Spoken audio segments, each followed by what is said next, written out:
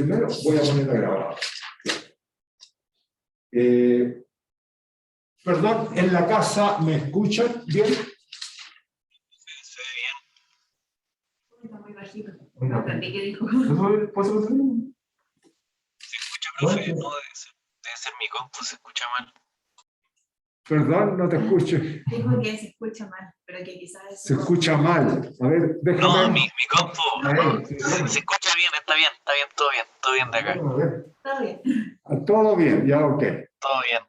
Ya, vamos. Ahora voy a grabar también, así que no se preocupen. Y voy a partir. Lo bueno es que la clase pasada no fue muy largo, yo no tengo una hoja. No fue tanto como, fue como más como lo de hablarlo. Bueno, yo creo que no fue muy grave porque además lo que conversé aquí fueron unos problemas que también desarrollaron los apuntes. Así que no debiera, a ver, no debiera ser una complicación seguir los problemas. Así que no me preocupe tanto. Pero ahora sí que vamos a grabar de nuevo.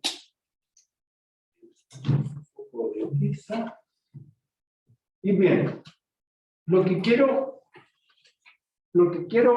plantear en la primera mitad de la clase, ciertas propiedades que tiene el campo magnético, a partir de su definición.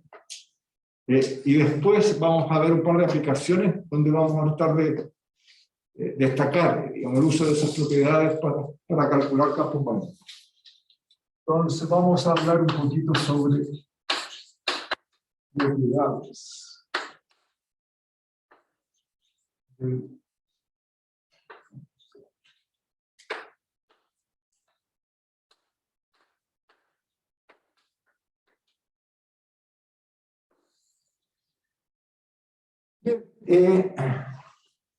¿Qué significa?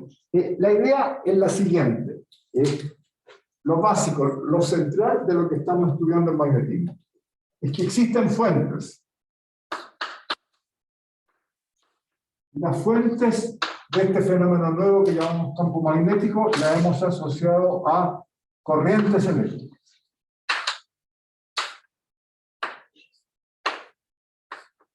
Y estas corrientes eléctricas se presentan en varias formas, se presentan como una intensidad de corriente y se carga por unidad de tiempo en un punto del espacio, algo que uno puede medir. Se puede presentar como cantidad de corriente por unidad de largo sobre una superficie, y hay un vector K que normalmente uno usa para identificarlo, o se puede presentar como una densidad de corriente en el espacio J que mide la cantidad de carga por unidad de tiempo y por unidad de área en un punto del espacio. ¿Ya? Son distintas formas. Estos son amperes, o sea, es carga por unidad de tiempo. Esto es amperes por unidad de largo, por metro. Y la otra es amperes partido por metro cuadrado.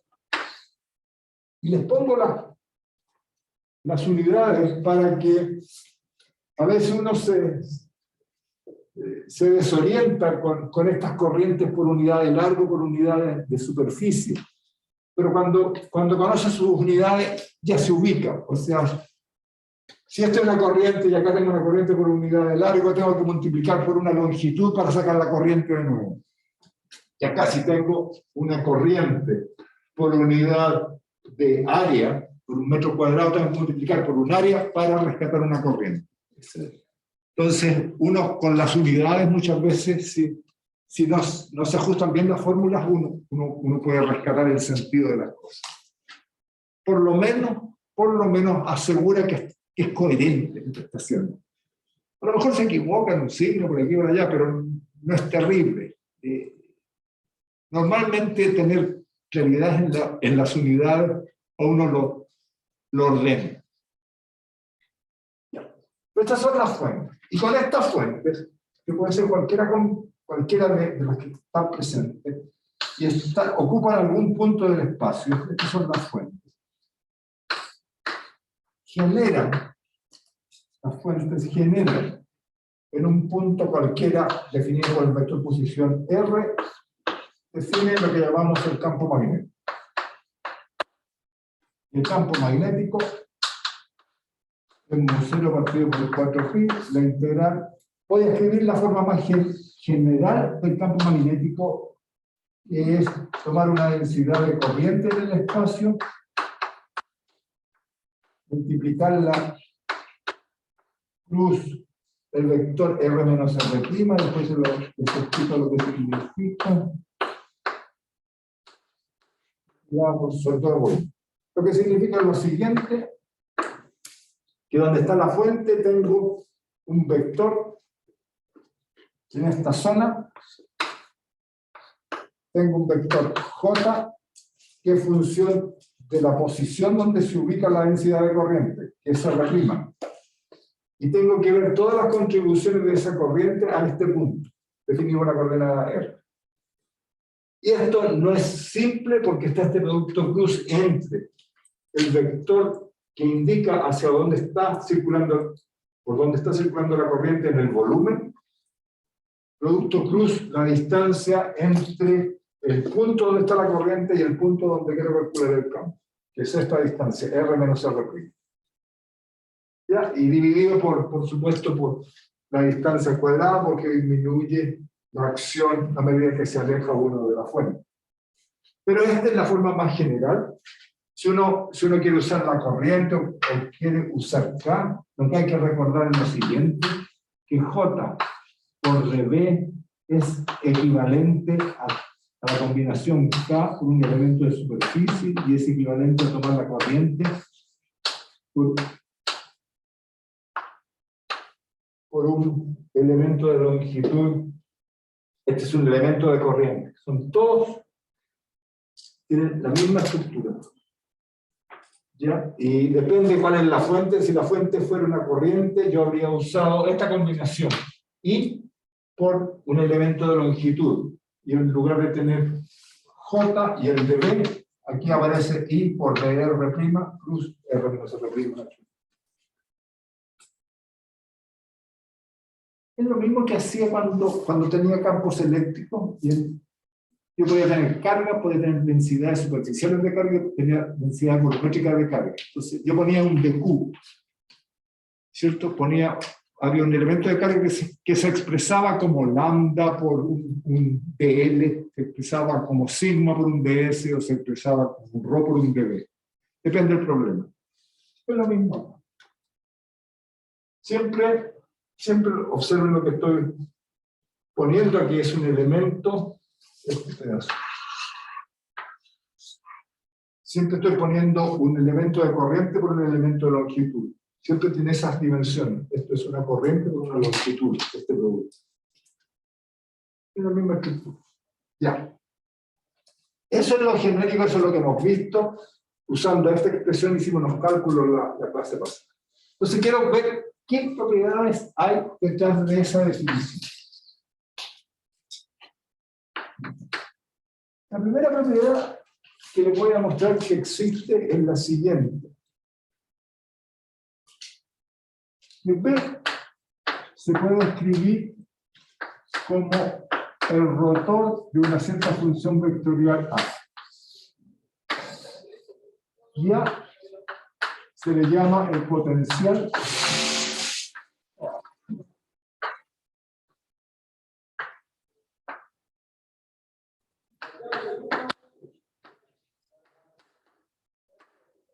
potencial magnético vectorial. Ahora, ¿de dónde viene? Entonces, el análogo es el campo eléctrico. Recuerden ustedes que cuando no tenía el campo eléctrico producido en el espacio por una distribución de carga, uno podía encontrar una función escalar a partir de la cual uno podía calcular directamente el campo eléctrico. Y lo hacía de esta forma, encontrando una función potencial eléctrico que llamaba D, y si yo después tomaba el gradiente de esa función escalar, sacaba el campo eléctrico. Y esto era el concepto de alguna manera indistinguible uno del otro. Tenían significado un poquito distinto. V tenía que ver con el trabajo realizado por la unidad de carga para llegar a un punto. ¿De acuerdo? Y la gracia era que era una función escalar. Entonces era más o menos fácil calcularlo a la primera. y después calculaba el campo. ¿Ya? Y esto se lo estoy preguntando en el control de aproximación. Le voy a poner un problema, entonces ustedes van a mirar el problema y pueden partir por un lado o por el otro. Y ahí ustedes serán suficientemente, estarán alertas para saber por qué la como más simple. Es equivalente, ¿eh? Son absolutamente equivalentes, si son hábiles da lo mismo como hacerlo, siempre da lo mismo, pero se trabaja menos por un lado que por el otro. ¿Ya? También. Entonces el equivalente a ese concepto existe en magnetismo también una función, ¿ya? Pero ahora es una función vectorial y se le da el nombre del potencial magnético, por eso se le pone el apellido vector. Entonces, aparentemente no hay mucha ganancia, porque calcular potencial magnético vector es, digamos, tiene tantas complicaciones como calcular directamente el campo. ¿Ya? Pero existe el equivalente. Y tiene gracia, tiene implicaciones, se las voy a mostrar. Y ese potencial magnético vector, consistente con la forma del campo magnético, producido por una distribución de carga, toma la forma A. En un punto R es mu 0 partido por 4pi, la integral sobre el volumen de J.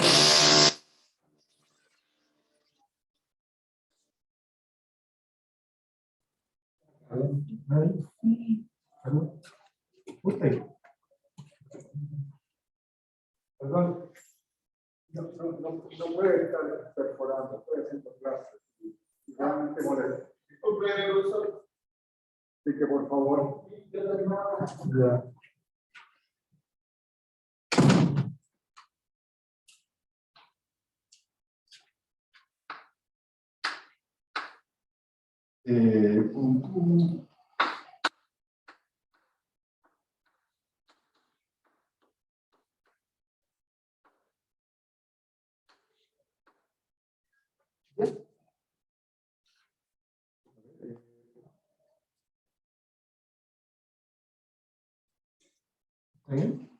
Sí. Ustedes me chequean en la fórmula que esas son las capacidades que ustedes tienen que desarrollar, poderse acordar de memoria de estas expresiones. ¿Por qué te ríes? ¿Ah? Es que iba a intentar mirar el PPT y todavía no lo hace. Entonces está pegado en la primera plana. Acá. No, pero acá no se preocupen. Pongo eso para que no sepa que lo pongo en realidad. Para que sea más bonita la clase. Si quieren, es que quiero evitar hablar solo sobre la transparencia, es lo mismo que hago desde la casa. Y creo, puedo estar equivocado, realmente es la opinión de ustedes lo que me importa en ese caso. Porque yo voy mucho más rápido, porque les voy marcando lo que ya no tengo.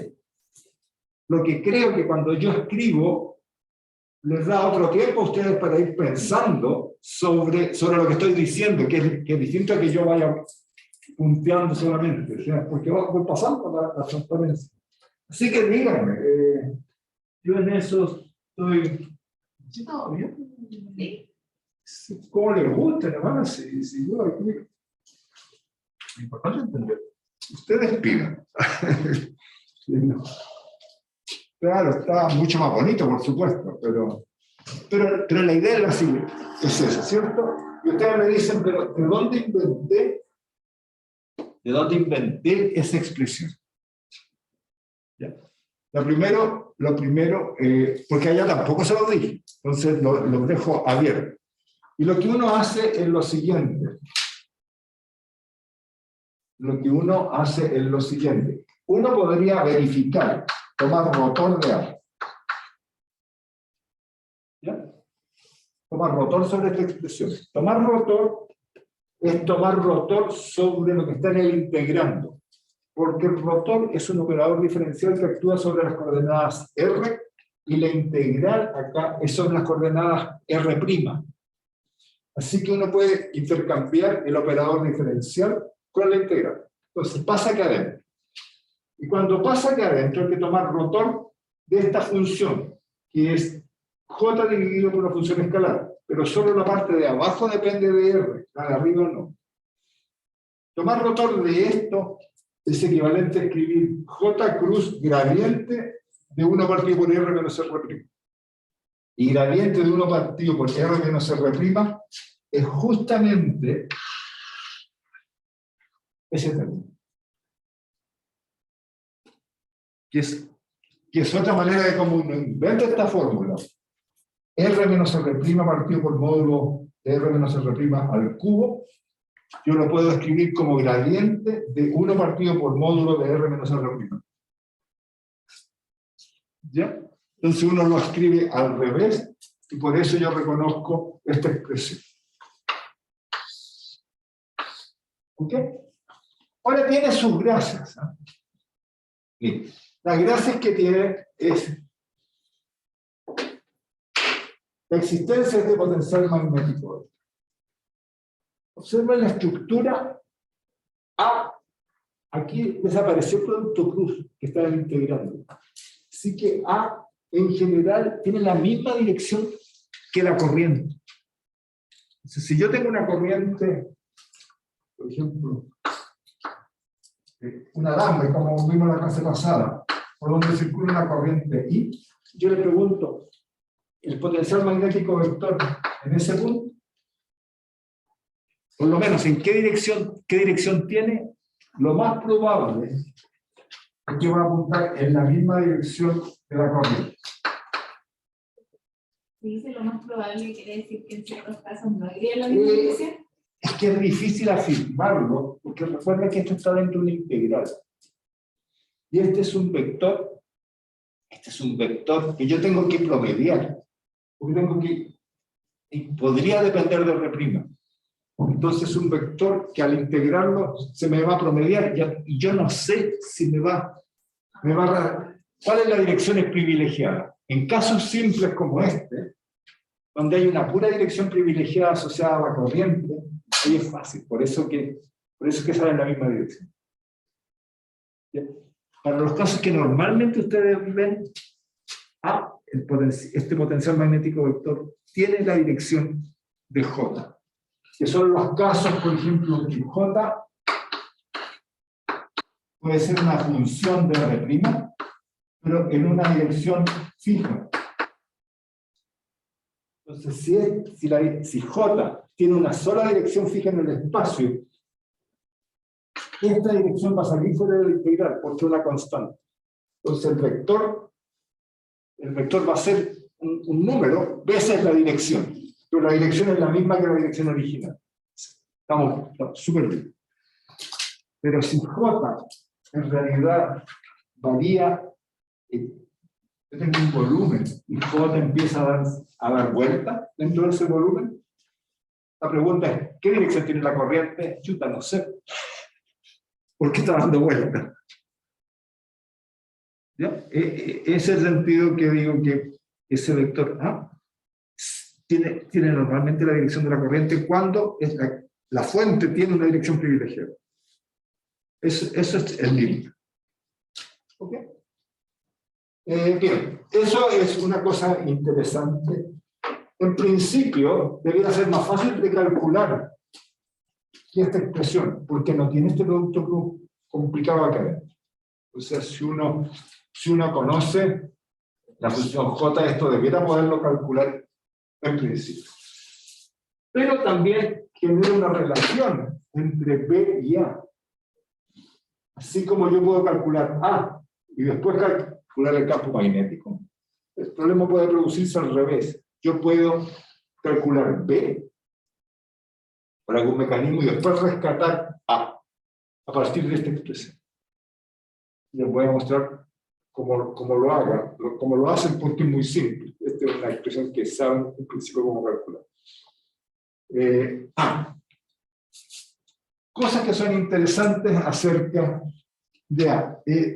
Observen ahí abajo las dimensiones de A, que uno trata de tener una idea de qué dimensiones tiene. Tiene las dimensiones del campo por una longitud. Básicamente tiene dimensiones, la dimensión de potencial magnético vector es de un momento por unidad de carga. ¿Ya?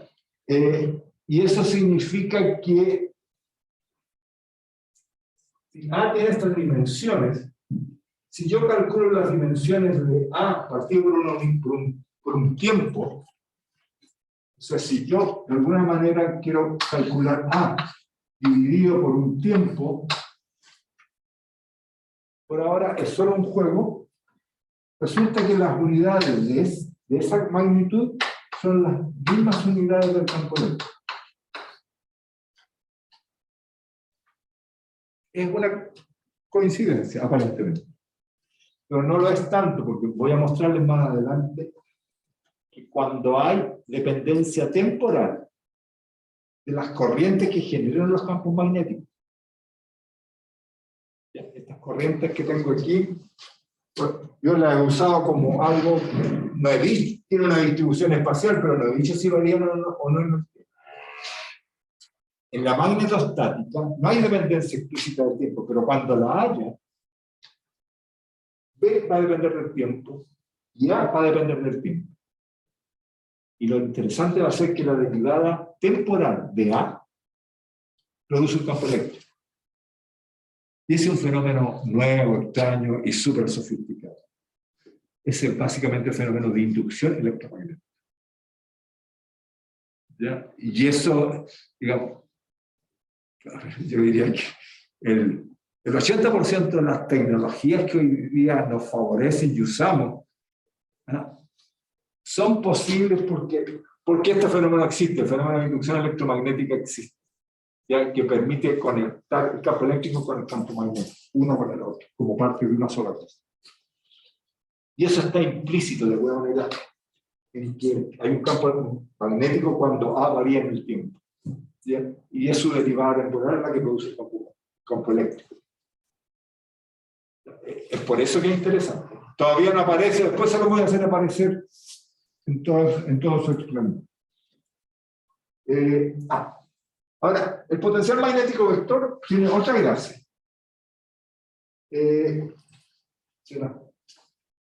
Puedo... el potencial es esto. Bueno, ahí les puse un ejemplo. Cuando una partícula viaja en el espacio, por ejemplo, bueno, preguntarse a ustedes cuánto vale el campo magnético vector, y ese es el caso en que J es igual a ρ por B.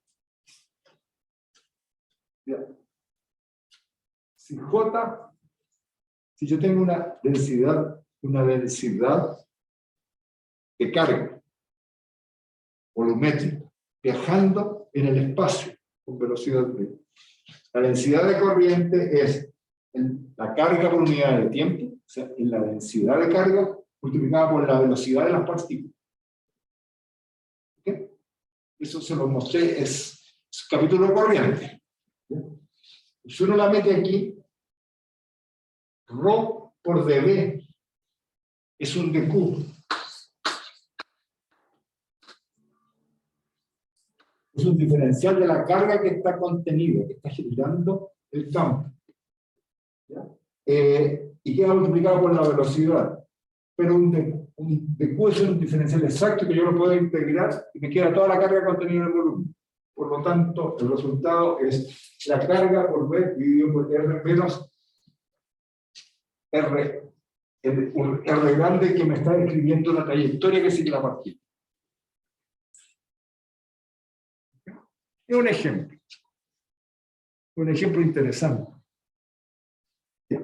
Lo otro que quería mostrarles es que el potencial magnético vector, por el concepto que tiene de potencial, tiene las mismas características del V. Son funciones que no están exactamente definidas.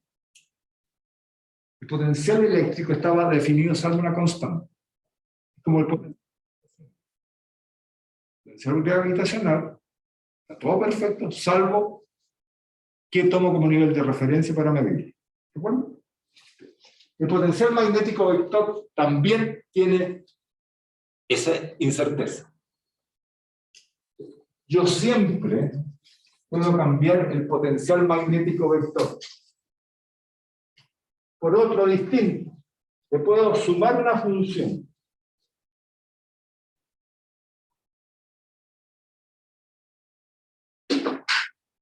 Yo del potencial magnético vector que quieren escribir. Por ejemplo, yo puedo ir a otro potencial magnético vector.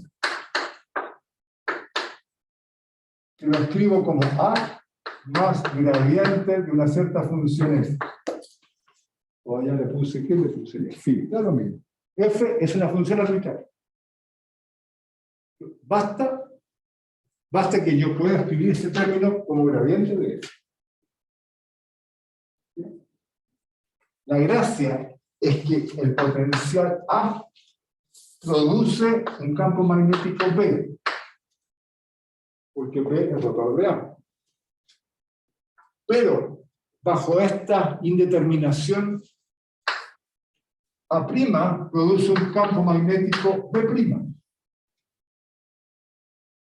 ya que B' es rotor de A'.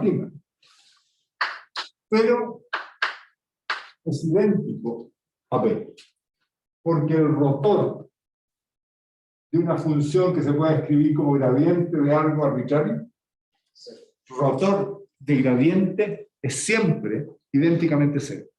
Es por eso. O sea que yo puedo cambiar la función, pero la física, pues, lo que quiere decir esto es que yo puedo cambiar la teoría que escribo para entender el campo magnético. Si la escribo en función de A, uso esta expresión o esta modificada. Se ve distinto. Y sin embargo, la física, que es lo que uno vive, es la misma. Y eso es muy interesante porque lo que dice que yo puedo desarrollar distintas teorías, distintos modelos matemáticos para describir el mismo fenómeno. Esas son cosas más elaboradas, porque uno no está acostumbrado a algo muy determinístico. ¿Sí? Es como la ecuación de Newton. Uno dice movimiento F igual M por A, y por ahí se va, y no hay otra. Está clarísimo. Nunca he encontrado uno que uno podría. En realidad también se puede hacer en la mecánica clásica. ¿Ya? Uno tiene una formulación que es alternativa a la newtoniana, que es una formulación lagrangiana o hamiltoniana, que es una cosa un poquito más elaborada. Pero la física, la gracia es que son formas de escribir las teorías, ¿ya? Para representar la naturaleza, y la física, que es lo medible, permanece inalterada. Entonces, esta es una libertad que tienen las teorías. Y la teoría electromagnética es de las primeras teorías que mostró esa libertad que hoy en día, en el desarrollo de la física, muy contemporánea, se usa con mucho énfasis, ya que la elección de este término a uno le permite tener distintas representaciones para la teoría dependiendo de la elección de A.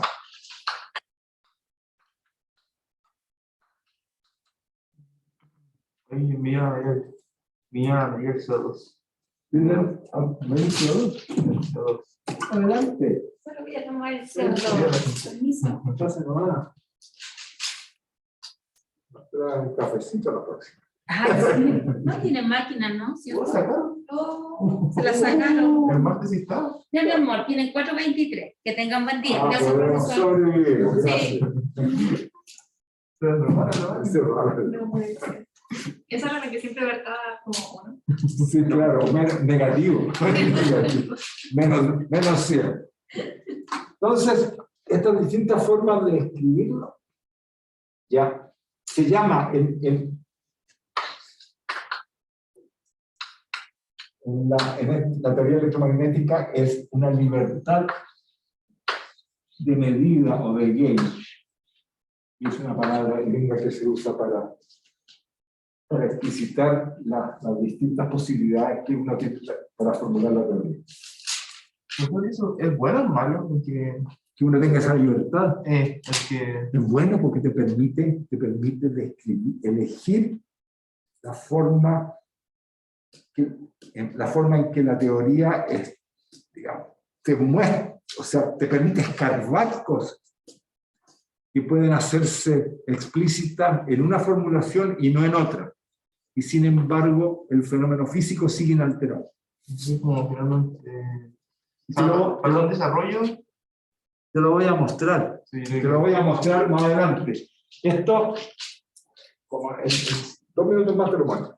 Esto tiene que ver, se refleja en que uno tiene libertad para elegir cuánto vale la divergencia real. ¿Ya? Y yo puedo elegir valores para esa divergencia que me va a llevar a distintas formulaciones de la teoría. ¿Ya? Te lo voy a hacer explícito y te vas a dar cuenta. Y esas son las libertades, esas son las libertades de Gauge. ¿Cuánto uno elige valor? Un valor típico es tomarlo igual a 0 porque es fácil. Donde aparezca eso en la teoría, se fija, tomar a 0, tomar la divergencia igual a 0, significa que uno hace una elección acerca de esta función para que cuando tome la divergencia, esta función se las arregla de alguna manera para que esto se satisfaga. Pero puede hacer otra elección. Hay otra elección que es dependiente del tiempo. Tomarla igual a 0 lo que se llama es la elección que uno llama estática o se llama el gauge de Coulomb. ¿Ya? Porque toda la dependencia temporal se cambia de lugar. ¿Ya? Y uno ve digamos, la teoría en forma estática como la hemos estado viendo. Pero sin embargo, si hago otra elección, hago explícito la dependencia temporal de toda la teoría. Y puedo describir las ondas electromagnéticas y puedo hacer muchas cosas. Entonces, es como tener un mundo así complejo que tú te asomas por distintas ventanas. Por eso, Y ves la teoría de esa forma. igual es algo que complica más que facilita. No te va a complicar. Yo te voy a mostrar que no te complica. Ya, esas son, bueno, esa es una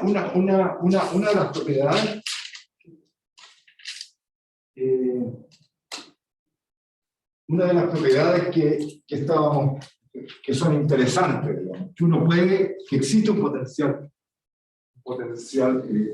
equivalente al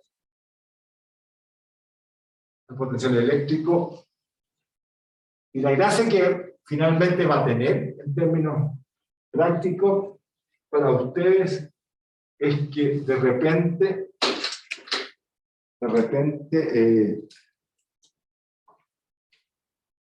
si varía en el tiempo esa función, ustedes pueden identificar que hay un campo eléctrico, y si hay un campo eléctrico hay fuerza sobre las cargas, y ya uno se sube a otro nivel de problema. ¿Sí? No habiendo campo magnético. Eso va a ser lo bonito. No hay campo magnético presente en el espacio, pero hay potencial magnético vector. Y si ese varía en el tiempo, no habiendo campo magnético, sí hay un potencial magnético vector que al variar en el tiempo me genera un campo eléctrico y me hace mover una partícula cargada. Es como magia. Es súper bueno. Simplifica la parte inicial del pulso, entonces. ¿Ah? Simplifica la parte inicial del pulso de la corriente en el campo. Se conecta, sí, claro. El fenómeno electromagnético finalmente, por eso se llama electromagnético, porque tanto la parte eléctrica como la parte magnética son manifestaciones de un fenómeno más complejo, que siempre viene amarrado. Uno las desamarra, por eso estudia los fenómenos independientes del tiempo al principio. Bueno, eso se llama la estática, o sea, todo lo que es dependencia temporal la saca para un lado. Ustedes no la han visto todavía, no se ha explicitado. Ahora, la parte magnética también estamos viendo ese aspecto. Tampoco se lo he enfatizado, pero está implícito. Pero después voy a relajar eso y se les va a mezclar todo. Y ahí es donde se pone. No, si no es. Se pone tensa la cosa. No, si no es complicado, es que es interesante. Es interesante porque como nosotros vivimos en base a esta interrelación entre los campos eléctricos y los movimientos. Vivimos parados en ello. La estructura de la materia es puro electromagnetismo. Aunque no lo crean, ustedes están parados, los sostiene el electromagnetismo, evita que se caigan. Así de importante es. ¿No ves que toma otra dimensión cuando yo se lo pongo así? Corten el electromagnetismo en la naturaleza y se desarma el concepto de estructura de la materia. Son los que mantienen a los átomos firmes. Ese es el fondo. Bueno, otra propiedad. Otra propiedad.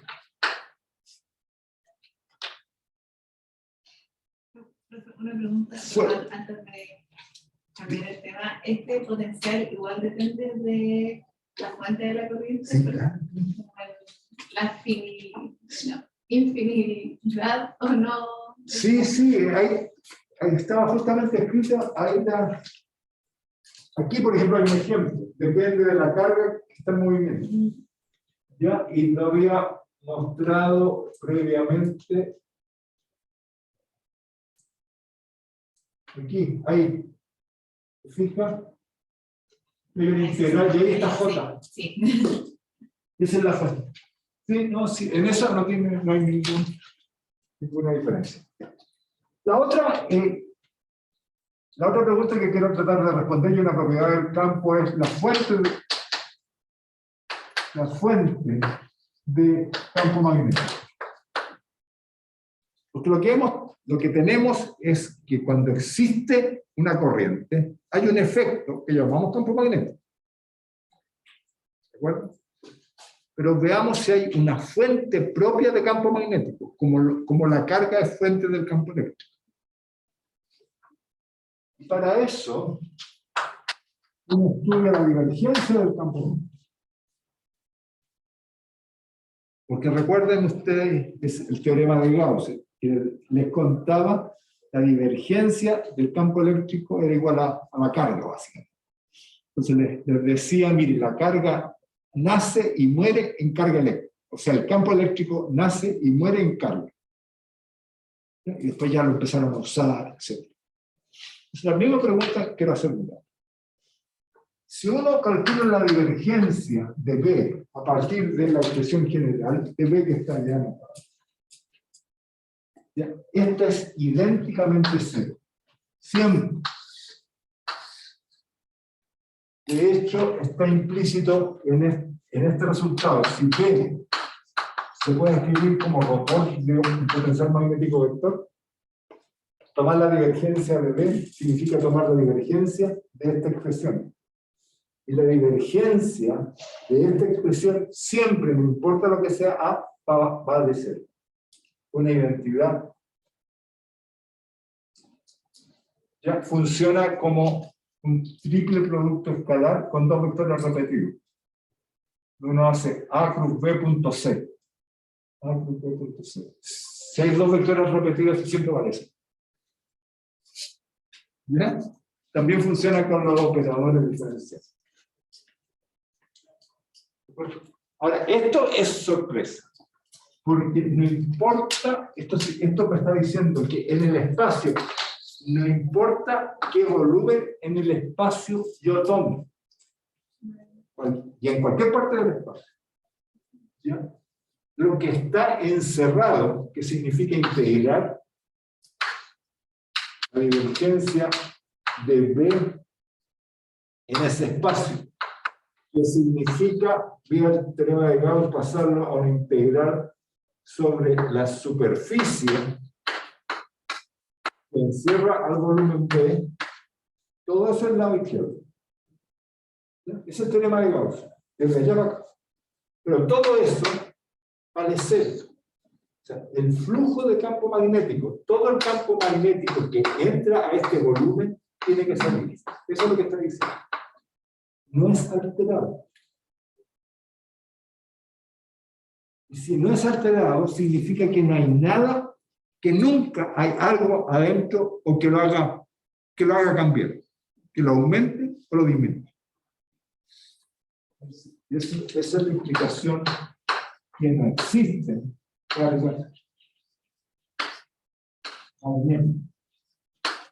existe el análogo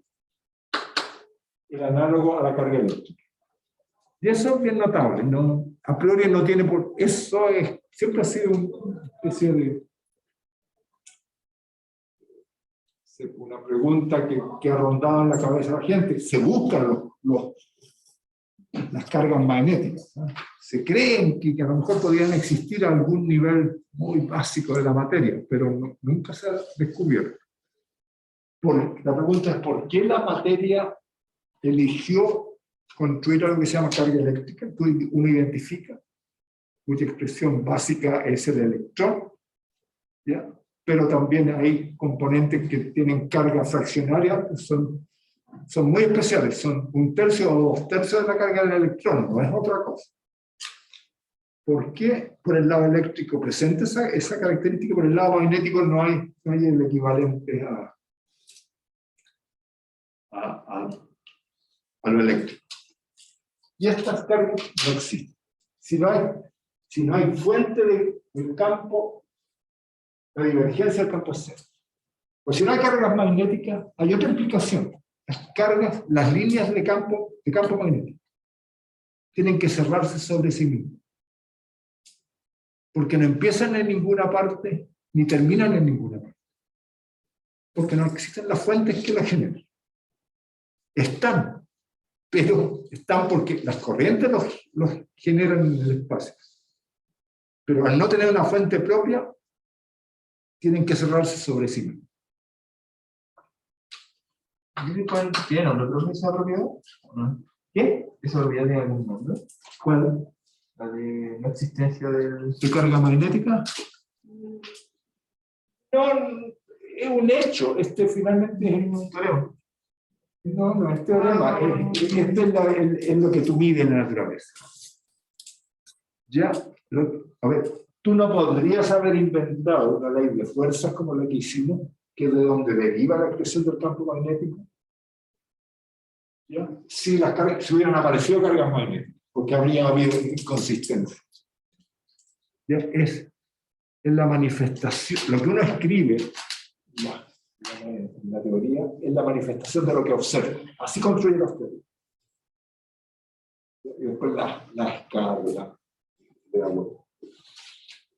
Y esto también, la otra implicación es que las líneas de campo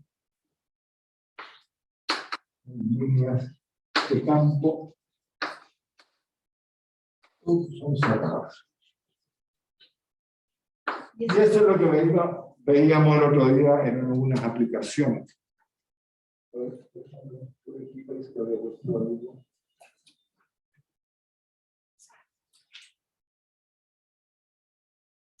Ahí lo tienen.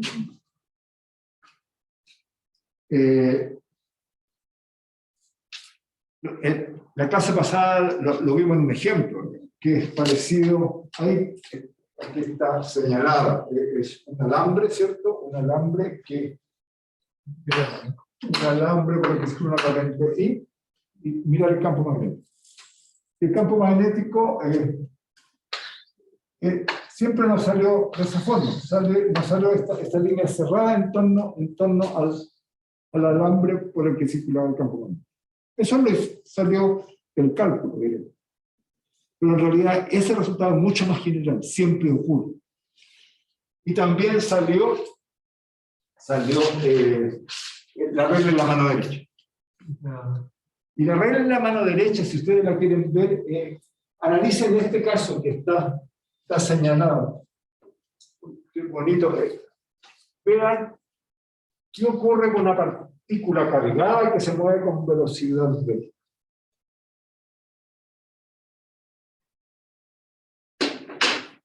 ¿Ya?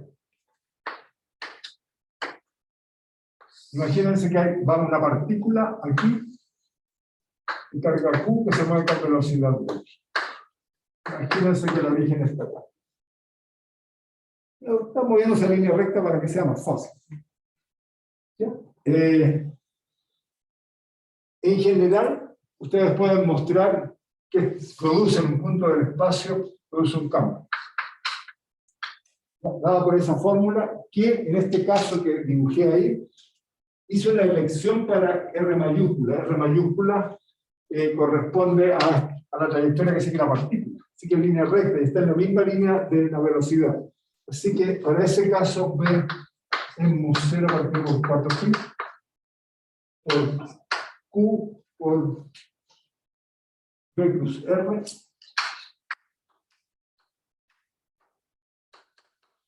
R menos R de T.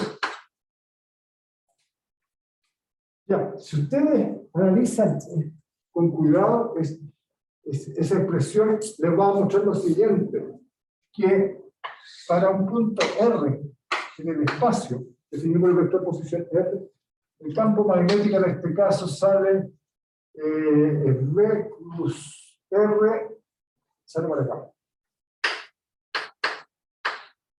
¿Bien? ¿Qué significa esto? Si yo me muevo en 3D, aquí, esto me va generando una trayectoria cerrada para el campo magnético en torno a la línea por donde viaja la partícula. Si yo estoy en otra dirección, me va a generar líneas de campo en esa dirección. ¿Ya?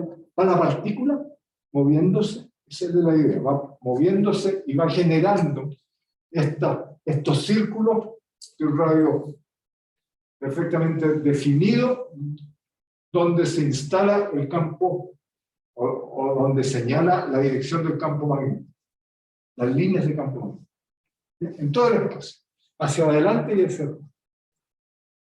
Y siempre satisfacen la regla. La corriente marca la dirección del pulgar y los dedos marcan la dirección del campo magnético. Siempre funciona por el producto cruz. Un detalle que no sé si se han dado cuenta: el campo magnético no es un vector propiamente tal, es lo que se llama un vector axial o un pseudo vector. Ya no tiene las mismas propiedades de un vector. ¿Qué significa eso? Significa...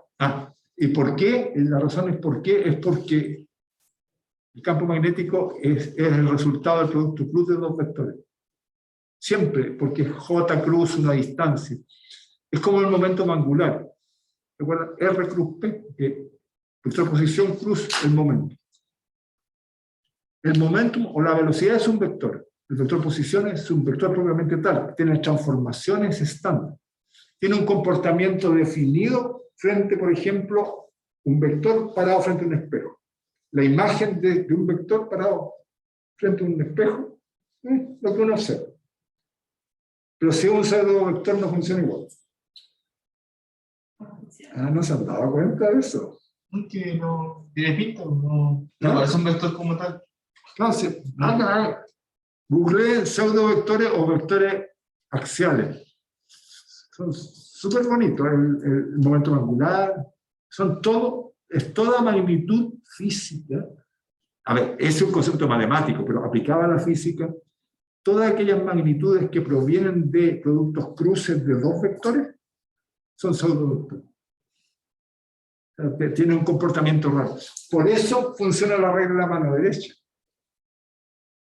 ¿ya? Que no es propia de un vector. No tiene las mismas leyes de transformación, ¿sí? Eso es lo que significa matemáticamente. O sea, tiene su gracia. Es por eso que tiene un comportamiento especial. Bien.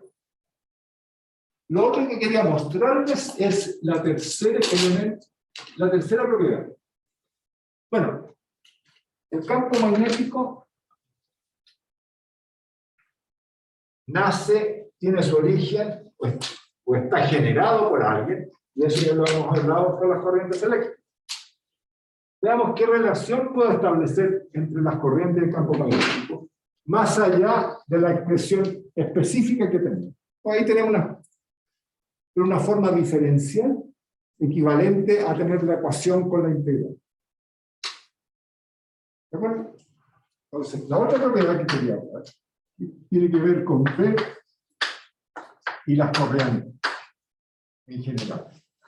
Para eso lo que uno hace es tomar el rotor de P.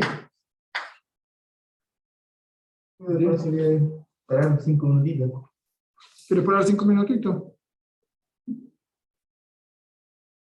Ya 3 minutitos, que sea... Bueno, que el martes no paramos, bueno. Perdón. No, déjame. Tú eres el censor. Eres como la iglesia de la Edad Media. Aquí. Lo tiramos. Lo ponemos en la hoguera. Ya, paremos. También, vamos a parar un par de minutos. Ya. Que yo soy malo, yo pierdo la noción del tiempo. Yo sé que ustedes son los que se cansan, pero Y uno se ve como, ya con el silencio, cuando uno está como, a mirar, usted empezó a bostezar, tiene que estar cansado, pues. yo Usted bostezó, entonces igual está, necesita 3 minutitos de descanso. No de las caras. Hoy, las caras dicen. bueno.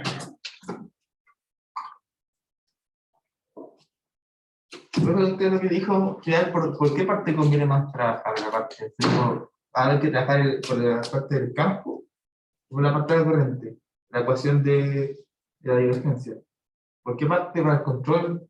Estaba hablando de electricidad. Sí, la parte del control, porque se tienen que tomar el tema de... No, que hay un problema que nos vamos a proponer. El problema básicamente es calcular un campo eléctrico, finalmente.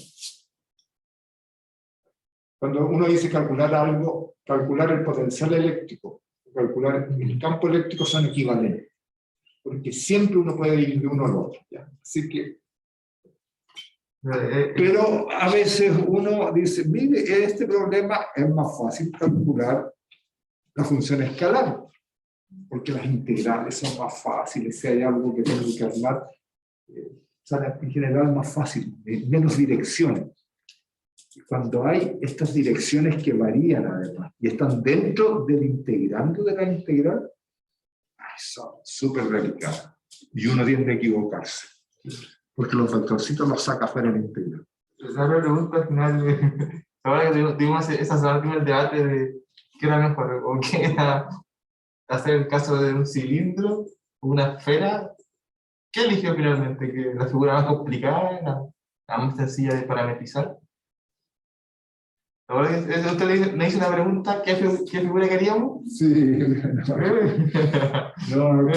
sé, ¿cuál es más fácil? El cilindro. ¿El cilindro es más fácil, visto? ¿Trabajar con cilindro? Que aplican más como con el R, el tetra es más fácil. Se ve más, Sí, se ve más. mucho más ejercicios de cilindro. Sí, lo que uno más trabaja siempre es el cilindro, más que nada.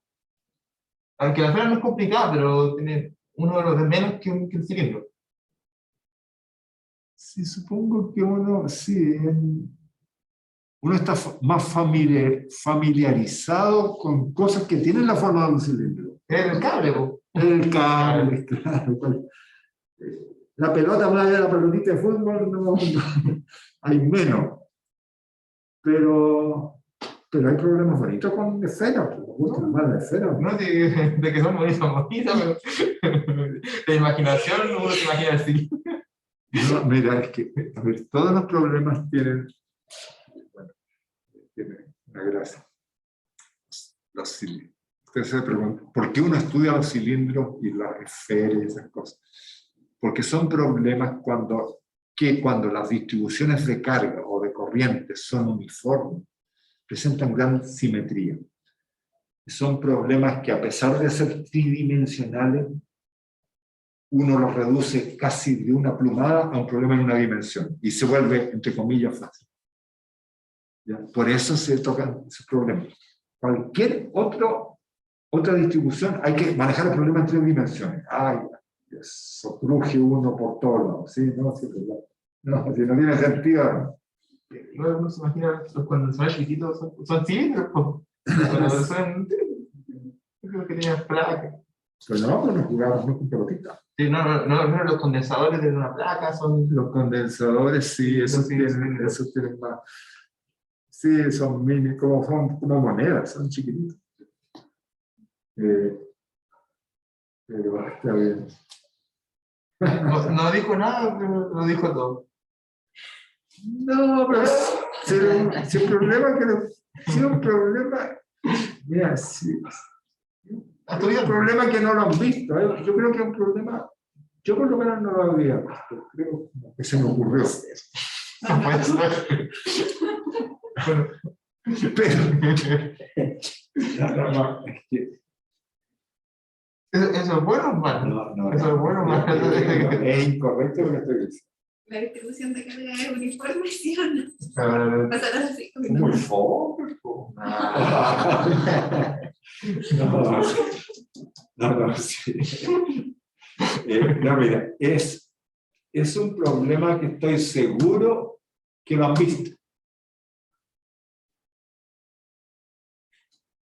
La mayoría, porque se conecta con más de un problema que está en la lista de los problemas propios.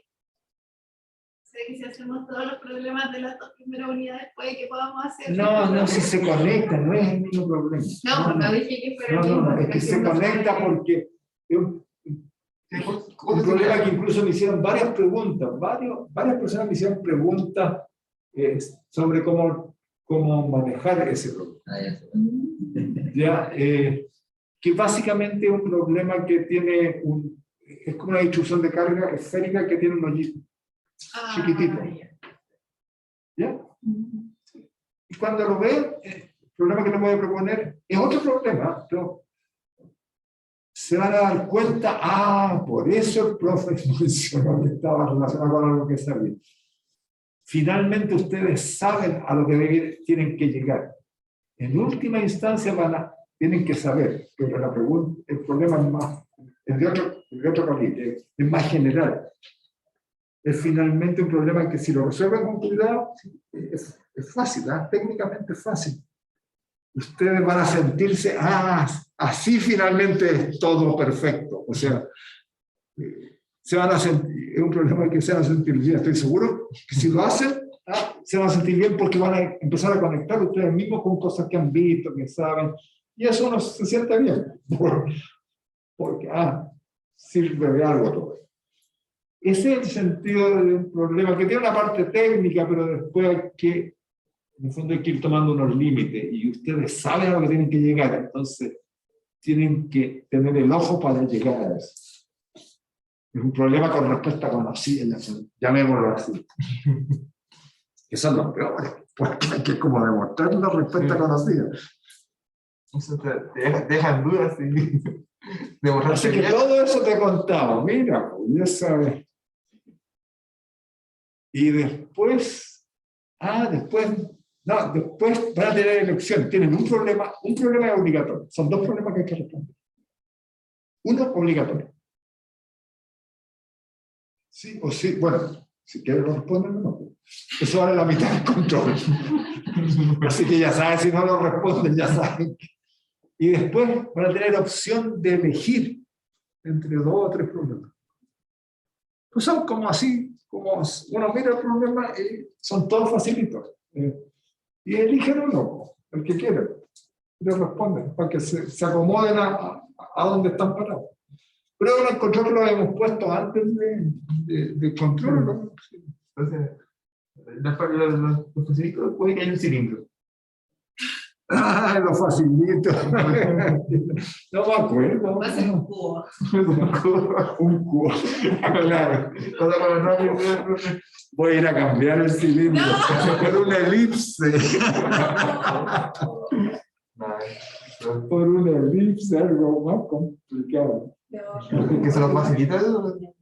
Menos mate con los fáciles.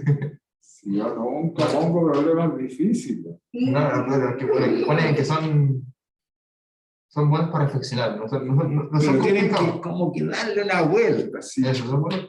Eso es lo que me interesa más. No, si el resto hacer un integral más. Son imaginativos más que usted lo pone. Pero cuando cuesta imaginarse como. Sí, sé que eso es lo que cuesta. Sí, sé. El desarrollo no es complicado, sino como lo que uno ve que se está imaginando finalmente. Sí, lo que en el fondo lo que yo busco cuando trato de enseñar es que cuando yo sé que se van a olvidar de todo lo que enseño, pero a lo mejor cuando estén trabajando y estén teniendo que tomar decisiones, va a haber un montón de gente opinando, que tengan siempre estar alerta que hay una salida que puede ser la menos obvia, que puede haber una salida que es mejor que la que todos están planteando. Normalmente va a ser la solución conocida. Y que si ustedes algo les queda, es un problema de entrenamiento, así de siempre hacerse una segunda pregunta. Y si esto a lo mejor lo miro, lo doy vuelta y lo miro por acá, descubrí algo nuevo. En ese momento, ustedes como profesionales valen 1000 en lugar de 10, porque tienen esa capacidad de vista. No es que sepan integrar más, pero saben, están entrenados para que el problema siempre le den una vuelta más. La esfera, yo se las entrego, pero a lo mejor sería interesante darle una vuelta a la esfera. ¿Qué pasa si por este otro lado está más débil? ¿Qué pasa? Tiene una mancha, algo, ¿no? Y es una forma de trabajar, es una forma de finalmente uno pensar. Finalmente, eso es lo que me interesa. En el proceso de enseñar. Lo hago a través de un curso, de otro. Pero todos mis cursos tienen siempre como esa búsqueda. Forzarlo a que denle una mirada por el otro lado de la esfera. ¿A quién lo miro por el otro lado si todas las esferas son iguales? No sé, ¿qué pasa si la esfera está pintada de otro color por este otro? Eso yo sé que a ustedes no les gusta, ya, porque es más fácil como hacer la comparación con algo que ya vi. Ya, está bien. Pero yo sé que cuando estén en el trabajo van a poder destacar por justamente usar mejor su cabeza. Ese es el propósito. Que lo logre o no lo logre. Acuérdense. Como era el chiste, ya no lo hago, pero la pregunta siempre previo un control. ¿Cómo va a estar el control, profe? Entonces yo le digo, tiene que ser un control difícil. Yo no puedo insultarlos poniéndole un control fácil. Entonces, ¿cuál es la respuesta así de la clase? Insulte, insulte todo lo que quiera. No se le ocurra nada especial. Es una forma de... Alcanzé a vivir esa pregunta. ¿Tú la viste? ¿Escuchaste alguna vez? 2019. Sí, está en primer año. Esencial. Claro, ¿cómo no voy a insultar poniendo una cosa fácil? Fue después de que rajó en el segundo, en el Z le preguntamos. Pero finalmente es una broma, ¿no? Sí. No es más que eso. Me dejó como creí. Formulé buenas preguntas que no son respuestas completas, pero son respuestas que permiten un desarrollo, permiten imaginarse. Sí, claro. Bueno, a ver, déjenme una tercera propiedad interesante es analizar el rotor del campo magnético. ¿Ya? Y el rotor del campo magnético, si uno lo estudia, tiene un resultado que en general tiene esta forma.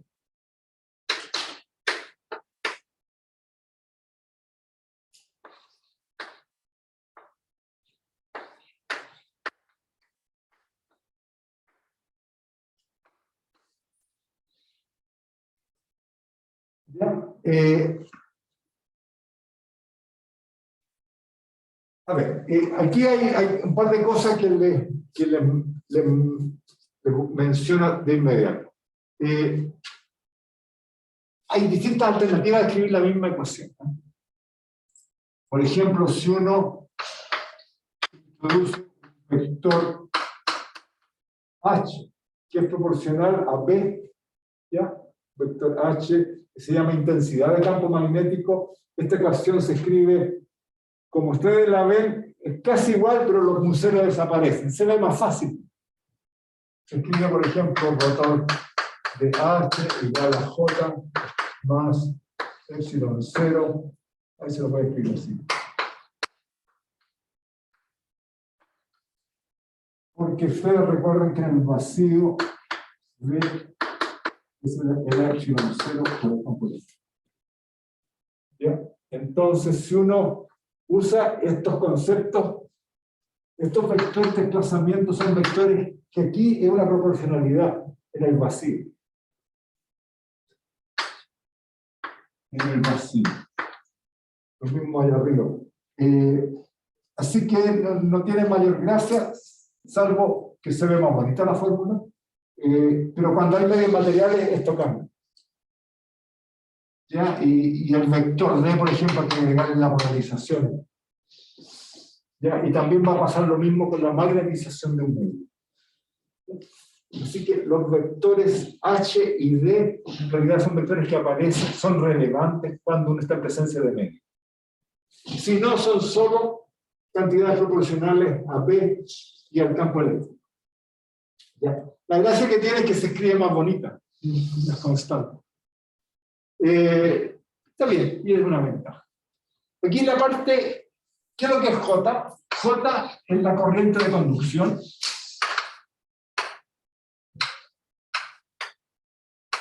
Por ejemplo, la corriente que circula por un alambre. Ejemplo de eso es, por ejemplo, que es la conductividad por el campo eléctrico. Eso es la corriente que hay en un medio conductor. Pero también puede ser ρ por la velocidad. Son un grupo de partículas, una densidad de partículas que se mueve con velocidad v. Son todas las formas que hemos visto para J. Lo que es interesante en este resultado es que aparece cuando hay dependencia temporal. Esta dependencia, ¿por qué se escribe así? Es porque el vector depende de la posición y del tiempo en general. Por eso se escribe de esa forma. Aparece una relación entre el campo magnético y el campo eléctrico. Cuando hay dependencia temporal, pero por ahora nosotros esta parte la vamos a dejar fuera. Eso de allá tiene que ver con lo que uno llama el fenómeno de inducción. Esto no es fenómeno de inducción. Es otra cosa. A este término se le llama la corriente de desplazamiento.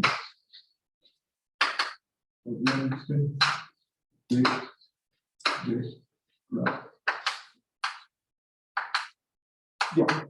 Ahora, ¿de dónde sale eso? Bueno, en los apuntes lo que he hecho es establecer el resultado. Los puse. No se los demostré, pero en las páginas que siguen están los pasos para llegar a este resultado. Sí. Esa derivada no da cero cuando hay un cambio de medios. Solamente cuando hay un cambio de medios. ¿Esta? Sí, bueno, la de arriba. No, es derivada con respecto al tiempo. Por eso, el campo no va a cambiar si es que no hay un cambio de medios. No, pero el campo eléctrico puede variar en el tiempo. Depende de mi fuente. Ya. Si yo tengo una carga que se mueve en el tiempo, que oscila, me genera un campo magnético que oscila armónicamente en el tiempo. ¿Ya? Y de hecho se propaga campo eléctrico. Eso es lo que uno llama ondas, las ondas electromagnéticas. Este término tiene que ver con la existencia de las ondas electromagnéticas. A eso se refiere. Bien, Lo que hice fue explicar el resultado, darle el detalle y después mostrarles básicamente cómo se deriva. Y lo que uno hace, hay varias formas de hacerlo. Por ejemplo, toma B igual al rotor de A, toma el rotor de B, y es una identidad vectorial, lo que está a mano derecha, y después hay que hacer estos cálculos. La divergencia de A y el laplaciano de B.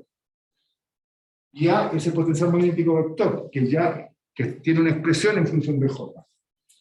Si ustedes calculan ese laplaciano es muy fácil de calcular, es proporcional a J directamente.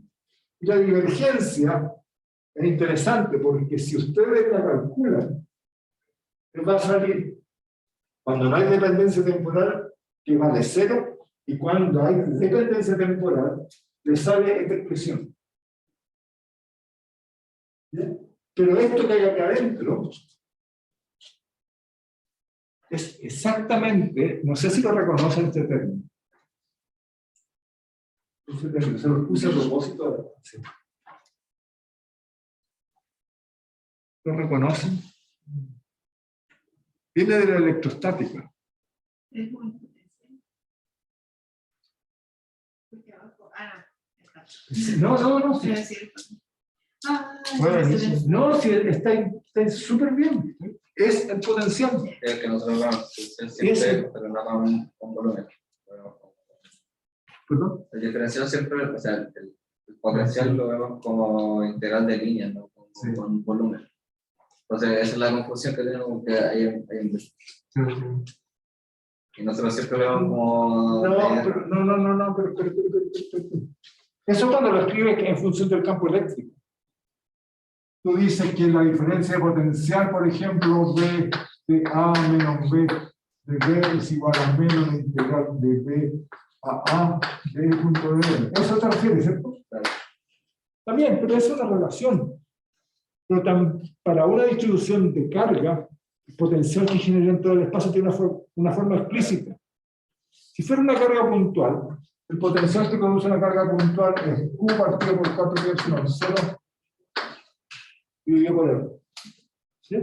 Cuando hay una distribución de carga, es exactamente esa expresión. Suponiendo que el potencial en el infinito es 0. Bajo esa suposición. Pero es exactamente eso un potencial. La gracia que en esta expresión van a tener que calcular, después de la divergencia de A, va a tener que calcular el gradiente de esa divergencia. Entonces aquí te queda calcular el gradiente de un potencial. Y el gradiente de un potencial es un campo eléctrico. Y así van a recuperar ese término que está. Entonces lo voy a escribir insinuándole el camino de cómo pueden recuperar ese resultado.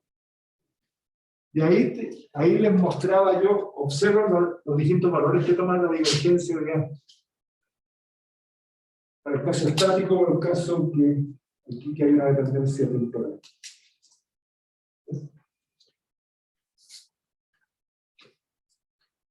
Bien. También. Ya, esa es la relación, esa es la propiedad del campo. El campo, en principio, se calcula de... El campo eléctrico, el campo magnético satisface esas dos ecuaciones.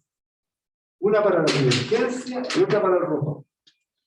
Entonces, como son ecuaciones generales, estas se llaman las ecuaciones de Maxwell, ¿no? Para el campo magnético. La divergencia y el rotor de B son lo que se llaman las ecuaciones de Maxwell para el campo magnético. La divergencia y el rotor del campo eléctrico son las ecuaciones de Maxwell para el campo eléctrico. Y esas 4 ecuaciones resuelven el problema del electromagnetismo, con algunas modificaciones que le vamos a agregar después. Y que es súper espectacular, por eso que es tan importante el electromagnetismo en la vida de todo el mundo. Que además está muy bien descrito, y eso ha permitido el avance tecnológico. Porque sin conocer la naturaleza, la gente en un escritorio es capaz de avanzar y diseñar cosas que después hizo el celular es la mejor ejemplo. Y eso no se demoró más cuánto. A ver, el electromagnetismo tiene la formulación del fenómeno existe toda la vida, pero la formulación de la época de Maxwell, estaríamos hablando de 150 años atrás, ¿no? Empezaron a escribirse ecuaciones de este tipo. Es nada, la nada misma. Así que, ya. Lo que es relevante para nosotros es la magnitud. Por ahora. Cuando uno habla de magnetostática, significa que los fenómenos dependientes del tiempo son. Eso. Entonces, las ecuaciones que uno maneja son divergencia de P, esta vale siempre, es cero, y el rotor de P es un 0.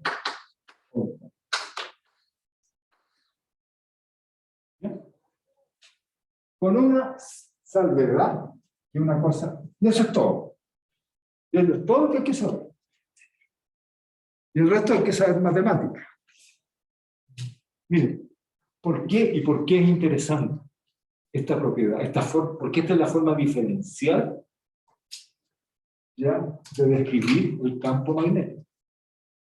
Solución a esta ecuación es la fórmula con la cual partimos. Esa que es la integral de J, cruz, R, menos R', etc. Es solución a esta ecuación. Porque partimos al revés, nosotros partimos de la solución y después construimos la ecuación diferencial. Esta es la ecuación diferencial. Esta ecuación tiene una gracia. Si yo tomo una superficie en el espacio,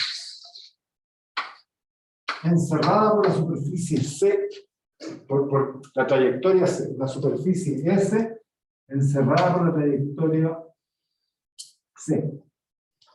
¿Ya? S es una superficie abierta, pero la encierro la trayectoria C. Uno puede tomar botón de B y lo integra a través de la superficie S. Esa expresión se puede transformar en lo que se llama una integral de línea vía el teorema de Stokes. Me imagino que lo han visto por ahí en el curso de cálculo. Y esto es igual.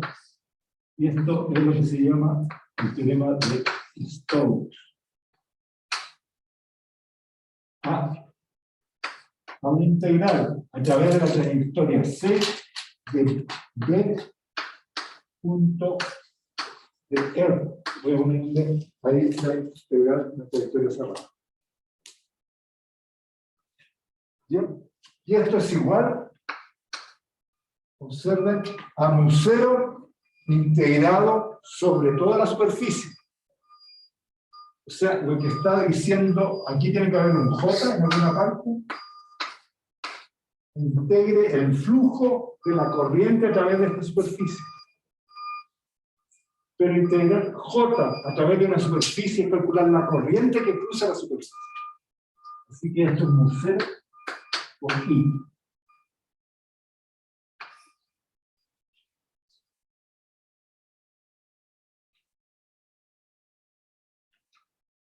Y es la forma integral de esta ecuación, que me dice que la integral de línea del campo a lo largo de esta trayectoria es igual a una constante mu0 por la corriente neta que cruza la superficie.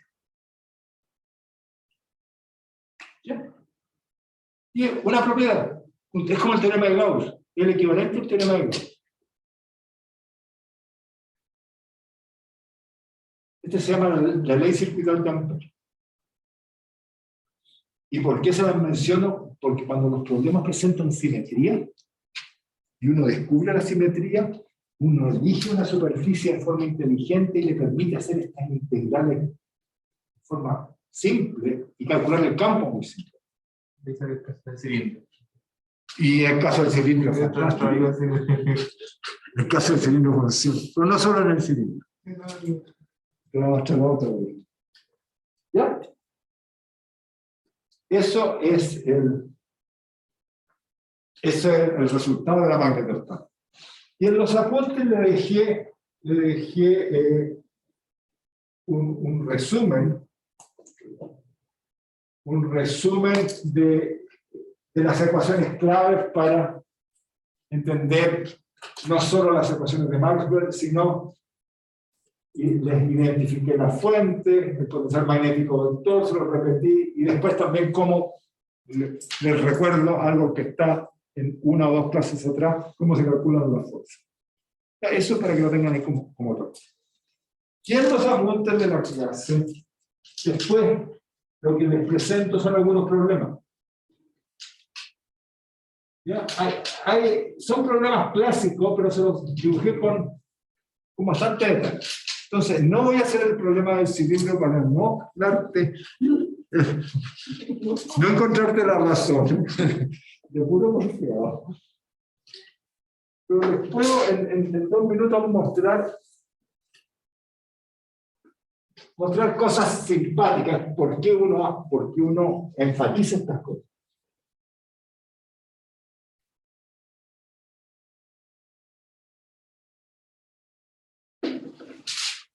Ya, por ejemplo,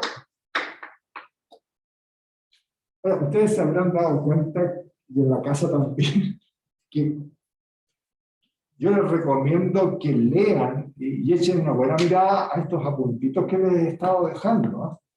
Porque he resuelto con detalle varios problemas, o sea, con varios pasos para que ustedes un poco los mastiquen y tengan donde apoyarse cuando tengan dudas, hasta poder verificar y después los resultados los reproduzco. Haciéndole monito y cosas así, es un poco para ayudarlo, porque yo sé que estudiar solo de repente es muy complicado. Yo les recomiendo también que los vean, porque en los problemitas está la clave de cómo opera el sistema. El problema que les propongo es el siguiente: tienen una lámina, un plano. Pero el plano es infinito, ¡wow!, en todo el espacio. ¿Ya? Y está dibujado allá. Este es un plano, a ver, lo podría dibujar. Imagínense, es un plano. Lo podría dibujar con cierto espesor. Es infinito en las otras dos direcciones. Y yo puedo hacer circular una corriente por ese plano. Imagínense que la corriente va hacia adentro. Está distribuida uniformemente. ¿Y cómo tomar este plano? Así, pero grande. Y hago circular aquí, aplico una diferencia potencial y la corriente circula de un lado a otro. Entonces la pregunta es, ¿qué campo magnético produce en todo el espacio? El caso que está allá es este mismo problema, pero ligeramente distinto porque el espesor es 0. En realidad no tomé un plano, no tomé una plancha de cobre, sino que tomé una lámina de luz a fondo. Todos nos ubicamos que la luz, ¿cierto? Así, bien, pero bien grande. Y le conecté y se circula una corriente. Por lo tanto, lo que circula en mi problema es una corriente por unidad de lámina. Es lo que llamamos un TAP. La corriente por unidad de lámina. Bueno, la corriente que fluye por la lámina es infinita. Por supuesto, porque la lámina es infinita. Bien. Entonces, esta misma lámina la voy a poner ahora mirada de frente y se ve así como una línea, porque es muy larga. Y la corriente se ve yendo hacia adentro.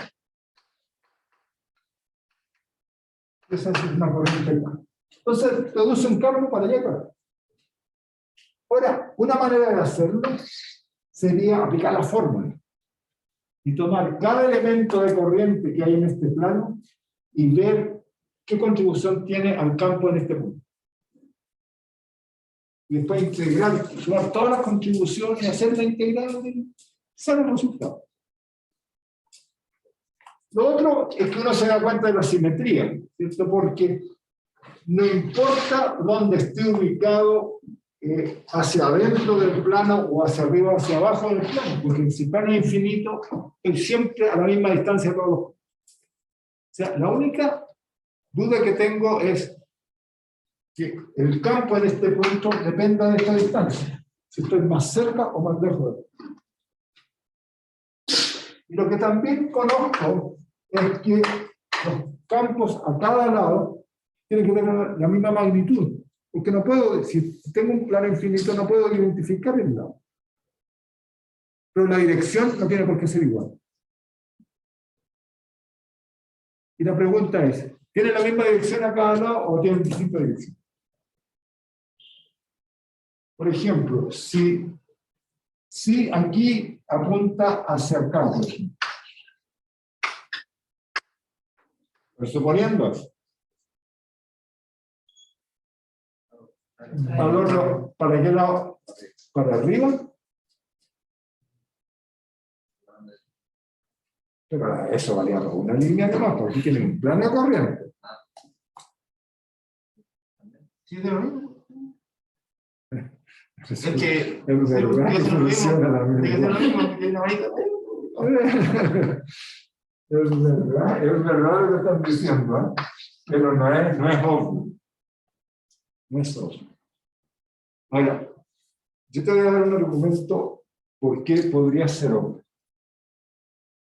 Imagínate que para este punto tú tomas aquí una línea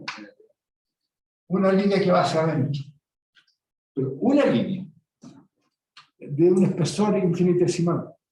Aquí. Hay una línea va hacia adentro. Y esa te produce un campo magnético en ese círculo. Por lo tanto, en este punto te produce un campo magnético tangente a la circunferencia, pero en ese punto. ¿De acuerdo? Te produce un campo en esa dirección. Así que no es el que dije. Pero esta línea que va hacia adentro tiene una simétrica hasta otro lado.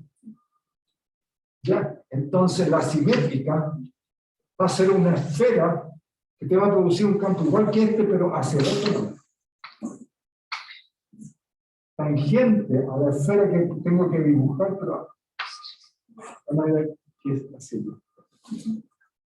Se anulan. No está bien. No, sale cerca, espera. Esta va hacia allá, está bien.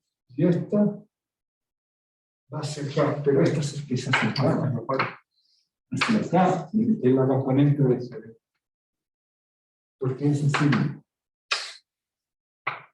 Si yo estoy aquí, como está dando vuelta, va hacia adentro, la corriente va hacia allá. Dice a la izquierda. Y la otra es esta y esta es esta. Ya, entonces eso me produce, se me anulan los componentes horizontales y me sale esta dirección. Si hacen el mismo dibujo acá, me va a salir justamente la dirección que ustedes ven. Es más fácil como ver así como papaya. Pero es que no es obvio porque aquí hay infinitas líneas que se están acoplando unas con otras. Uno se imagina como infinitas manos. Y infinitas manos Pero estoy tratando de mantener alguna rigurosidad para demostrarte que la dirección funciona así, porque hay una cancelación.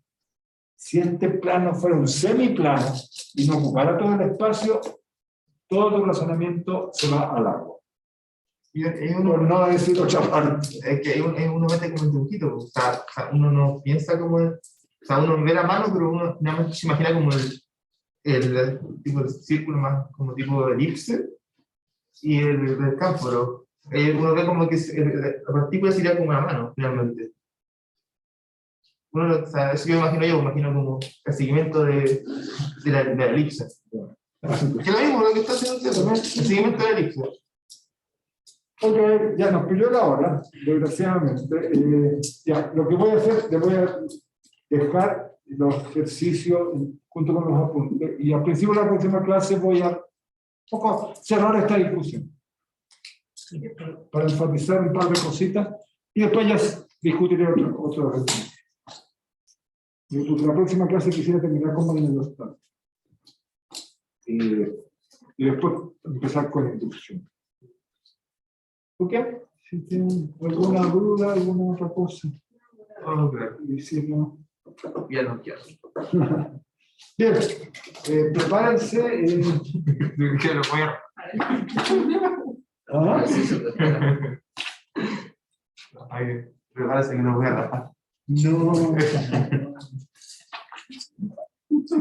¿Cómo lo voy a bajar? Ustedes, yo lo que descubro es que ustedes voy a... Eso mismo.